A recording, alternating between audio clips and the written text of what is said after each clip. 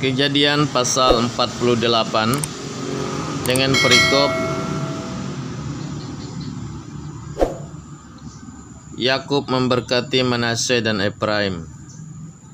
Sesudah itu ada orang mengatakan kepada Yusuf, "Ayahmu sakit."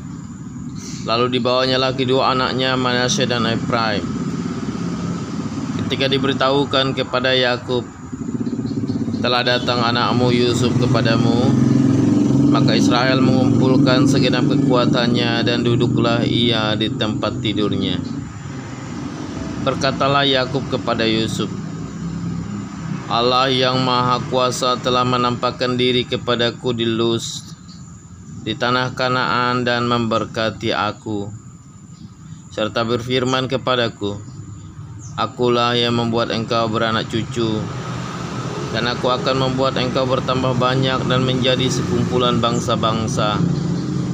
Aku akan memberikan negeri ini kepada keturunanmu untuk menjadi miliknya sampai selama-lamanya.' Maka sekarang kedua anakmu yang lahir bagimu di tanah Mesir, sebelum aku datang kepadamu di Mesir, akulah yang empunya mereka. Akulah yang akan empunya Efraim dan Manasye sama seperti Ruben dan Simeon. Dan keturunanmu yang kau peroleh sesudah mereka, engkaulah yang empunya. Tetapi dalam pembagian warisan, nama mereka akan disebutkan berdasarkan nama kedua saudaranya itu. Kalau aku pada waktu perjalananku dari Padan, aku kematian Rahel di tanah Kanaan di jalan, ketika kami tidak berapa jauh lagi dari Efrata, dan aku menguburkannya di sana, di sisi jalan ke Efrata, yaitu Betlehem. Ketika Israel melihat anak-anak Yusuf itu, berkatalah ia, 'Siapakah ini?' Jawab Yusuf kepada ayahnya, 'Inilah anak-anakku yang telah diberikan Allah kepadaku di sini.'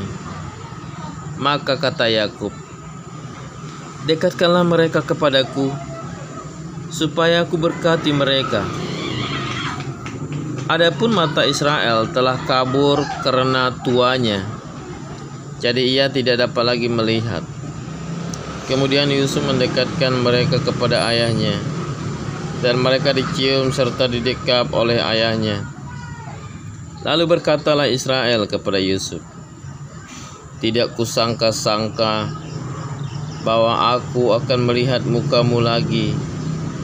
Tetapi sekarang Allah bahkan memberi aku melihat keturunanmu.' Lalu Yusuf menarik mereka dari antara lutut ayahnya, dan ia sujud dengan mukanya sampai ke tanah. Setelah itu Yusuf memegang mereka keduanya.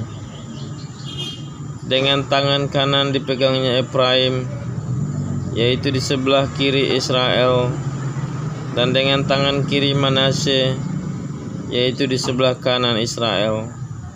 Lalu didekatkannya lah mereka kepadanya. Tetapi Israel mengulurkan tangan kanannya dan meletakkannya di atas kepala Efraim, walaupun ia yang bungsu, dan tangan kirinya di atas kepala Manasye.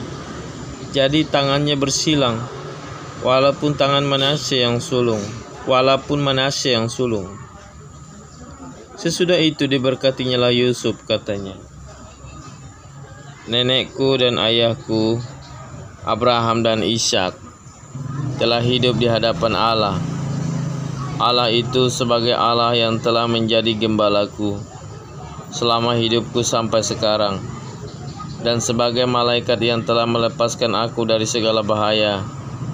Dialah kiranya yang berkati orang-orang muda ini, sehingga namaku serta anak nenek dan bapakku Abraham dan Ishak termasyhur oleh karena mereka, dan sehingga mereka bertambah-tambah menjadi jumlah yang besar di bumi.' Ketika Yusuf melihat bahwa ayahnya meletakkan tangan kanannya di atas kepala Efraim, hal itu dipandangnya tidak baik. Lalu dipegangnya tangan ayahnya untuk memindahkannya dari atas kepala Efraim ke atas kepala Manasye. Katanya kepada ayahnya, "Janganlah demikian, ayahku, sebab inilah yang sulung. Letakkanlah tangan kananmu ke atas kepalanya." Tetapi ayahnya menolak, katanya, "Aku tahu anakku, aku tahu ia juga akan menjadi suatu bangsa, dan ia juga akan menjadi besar kuasanya. Walaupun begitu, adiknya akan lebih besar kuasanya daripadanya, dan keturunan adiknya itu akan menjadi sejumlah besar bangsa-bangsa." Lalu diberkatinyalah mereka pada waktu itu, katanya, dengan menyebutkan nama mula, orang Israel akan memberkati. Demikian, Allah kiranya membuat engkau seperti Efraim dan seperti Manasye. Demikianlah didahulukannya Efraim daripada Manasye. Kemudian berkatalah Israel kepada Yusuf, "Tidak lama lagi aku akan mati, tetapi Allah akan menyertai kamu dan membawa kamu kembali ke negeri nenek moyangmu. Dan sekarang aku memberikan kepadamu sebagai kelebihanmu daripada saudara-saudaramu suatu